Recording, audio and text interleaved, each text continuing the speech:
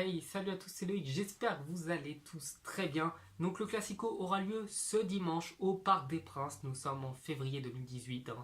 Vous regarderez probablement cette vidéo dans quelques mois, donc ce sera plus à la page.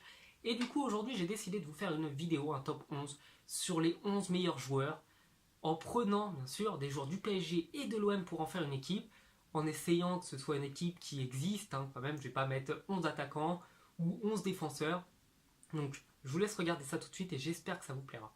À la position de gardien de but, j'ai décidé de mettre Bernard Lama parce que c'est le meilleur gardien de l'histoire du PSG, incontestablement. Et il y avait Barthez aussi du côté de Marseille qui a été un très très grand gardien. Mais étant donné que ce dernier a pris quand même beaucoup de très beaux buts de la part de Paoletta notamment, je me suis dit que Bernard Lama, voilà, je me devais de le mettre au lieu de Barthez. Ensuite, en défense, donc je mettrais en défenseur droit, voilà, Gabriel Heinze, parce que pour moi, Heinze, qui est passé par les deux clubs, reste, même s'il est parti à Marseille après avoir crié son amour pour Paris, il reste le meilleur défenseur à ce poste-là du Paris Saint-Germain. Et il a également marqué Marseille, il a toujours été aimé par les joueurs de Marseille parce que c'est un joueur qui se donnait à 100% sur le terrain. Donc voilà, défenseur droit, Gabriel Heinze. Donc ensuite, pour la charnière centrale, j'ai décidé de mettre Thiago Silva et Basile Boli, parce que pour moi, les deux sont des légendes, les deux sont d'immenses joueurs, des joueurs pleins de talent. L'un était le capitaine de la sélection brésilienne, le second a marqué le but de la victoire pour Marseille en 93 pour la Ligue des Champions. Donc ces deux joueurs sont aimés par leurs supporters respectifs, ces deux joueurs avaient un talent phénoménal, et du coup les deux en défense centrale, je pense qu'on ne peut pas en bouger un seul.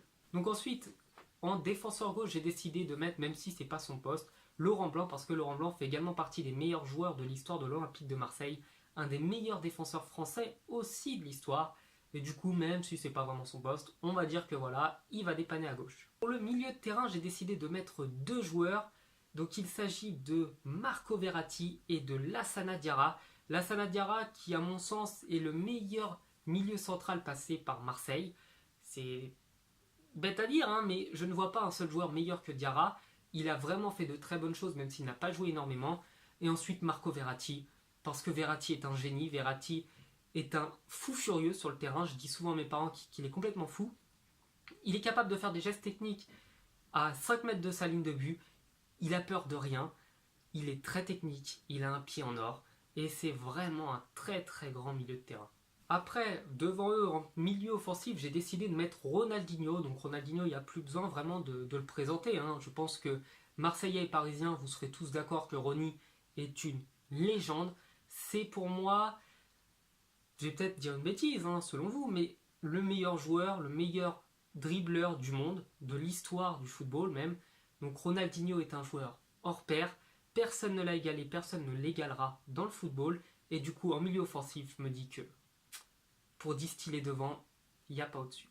Ensuite, voilà, je vais mettre à droite Didier Drogba parce qu'il faut bien le caser quelque part. Drogba est un immense joueur, un joueur qui a fait beaucoup pour sa sélection nationale, un joueur qui a beaucoup porté les couleurs de Marseille et qui les a toujours mises en avant, qui a toujours crié son amour pour Marseille, au point où même pendant un match entre Chelsea et le PSG, quand il marque le but du 3-0, il vient crier allez l'OM, voilà.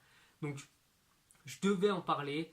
Même si à l'heure actuelle les Marseillais ont un petit peu en travers de la gorge le fait qu'il n'ait jamais rejoué à Marseille, ça reste quand même une légende du club et je devais le mettre à cet endroit-là. Ensuite à gauche, parce que voilà, comme je vous l'ai dit, il faut bien que je mette quelqu'un, j'ai décidé de mettre Pedro Miguel Paoletta, même si ce n'était pas son poste, parce que Paoletta a marqué le PSG, a marqué le Portugal et a également marqué les Classicos. Il a mis un lob splendide face à Barthez, un bijou, un pur bijou, des frappes enroulées, il a toujours été présent lors des Classicos, il a toujours été un très grand joueur, meilleur buteur de l'histoire du Portugal, avant d'être dépassé par Cristiano, et meilleur buteur du PSG, avant d'être dépassé par Cavani et par Zlatan Ibrahimovic. Ensuite, en pointe, comme je devais forcément en mettre un et je devais choisir entre les deux, j'ai décidé de mettre Zlatan Ibrahimovic et non pas Cavani, tout simplement parce que Zlatan est le meilleur buteur de l'histoire des Classicos avec 11 réalisations. Il a marqué des buts assez acrobatique, des buts phénoménal. Il a démontré toute sa puissance et sa capacité vraiment à jouer contre des bonnes équipes comme Marseille l'est. Et du coup, voilà, Je devais en mettre un des deux, ça a été dur de choisir, mais j'ai décidé de mettre Zlatan Ibrahimovic. Et bien voilà, la vidéo est finie, hein. J'espère qu'elle vous aura plu. Si c'est le cas, eh ben, vous pouvez me le dire, hein. Vous pouvez me le dire comme d'hab. Me dire quel joueur j'ai oublié, quel joueur j'aurais dû mettre. Et du coup, je vous dis à bientôt pour une prochaine vidéo. J'espère que la prochaine vous plaira également. Ciao!